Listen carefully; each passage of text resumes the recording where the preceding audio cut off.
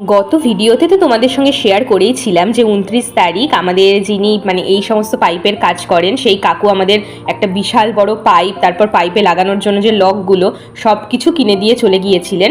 আসলে কাজটা 29 তারিখেই হওয়ার কথা ছিল, কিন্তু যেহেতু এখন হুটহাট করে বৃষ্টি চলে আসছে সেই জন্য 29 তারিখে কাজটা আর হয়নি। আমরা অনেকক্ষণ ধরেই ওয়েট করছিলাম, আমরা প্রায় 11টা থেকে ওয়েট করছি, কারণ কাকু বলেছিলেন যে যারা কাজ করবেন এই পাইপের ডিরেকশন চেঞ্জের তো তারা 11টা থেকে 11:30টার মধ্যে আসবেন। এবার তারপরে অনেকক্ষণ আসছে না দেখে তারপর দেখলাম বৃষ্টিও চলে এলো, তো সেই কারণে সেদিনকে আর কাজটা হয়নি।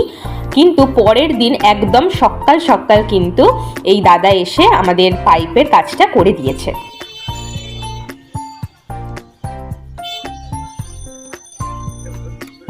হ্যাঁ, ও তো কালকেই শক্ত হয়ে গেছে। তবে 29 তারিখে যে কাজটা হয়নি একদিকে ভালোই হয়েছে, কারণ সেদিনকে বিকেলবেলা এত ভালো বৃষ্টি পড়েছে, আমি ভীষণ এনজয় করে ভিজেছি, সেটাও তোমাদের সঙ্গে শেয়ার করেছি আমি গত ভিডিওতে। সেদিনকে প্রায় আধ ঘন্টা থেকে 45 মিনিট টানা ঝমঝম করে বৃষ্টি হয়েছে, আর আমি 45 মিনিটই বৃষ্টিতে ভিজেছি।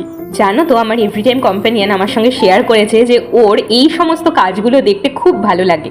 সে যে কোনো ধরনের কাজ হোক বা বিশেষ করে কনস্ট্রাকশনের যে সমস্ত কাজগুলো হয় ওর খুব পছন্দ।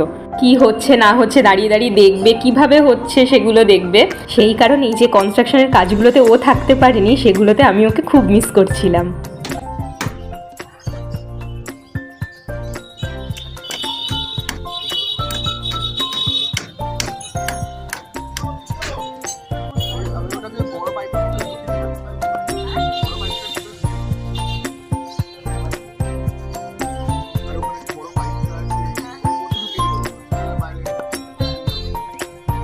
সেই জন্যই পরের কাজগুলো থেকে ও যেন সবকটাতে থাকতে পারে, আমি সেইভাবেই টাইমগুলো আরও বেশি ম্যানেজ করার চেষ্টা করেছি। তো আমাদের নেক্সট কাজ যেটা ছিল, ওই যে বলেছিলাম ওই পাইপটাকে ডিরেকশনটা চেঞ্জ করতে হবে, তো সেটাও আজকে হয়ে গেছে। চলো তোমাদেরকে দেখাই কিভাবে কি হলো, মানে ফাইনাল লুকটা শেয়ার করি। এই দেখো, পাইপটা তো এইখানটা ছিল, এই যে এইখান দিয়ে ছিল পাইপটা, তো পাইপটাকে একদম এইরকম ভাবে কেটে ওইখানটা তুলে ওইখান দিয়ে ঘোরানো হয়েছে। ঘুরিয়ে আমাদের এইখানে একটা মোটা পাইপ আছে, এই যে এইখানে এই মোটা পাইপের মধ্যে ঢুকিয়ে দিয়েছে। তাহলে যেটা হবে, এই পাইপটা দিয়ে জলটা একদম গিয়ে নিচে নর্দমা আছে এখানে, জানি না দেখাতে পাচ্ছি কিনা, হ্যাঁ এই যে নিচের নর্দমাটাতে গিয়ে একদম জলটা পড়বে, তো সেটা আমাদের সুবিধা হলো।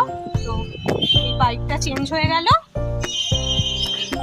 তাহলে এইখানে এবার আমাদের যখন শেডের কাজটা শুরু হবে, শেডের কাজটা শুরু হতে হতে মোটামুটি বলেছে, মানে কাঁচ ফাঁচ কাটার যে কাজটা ওটা মোটামুটি 10-12 দিন লাগবে আমাদের বলে গেছে কালকে। তো 10-12 দিন পরে এখানে আমাদের শেড লাগানো হবে। এই কাজটা হয়ে গেল, ভালো হলো আজকে।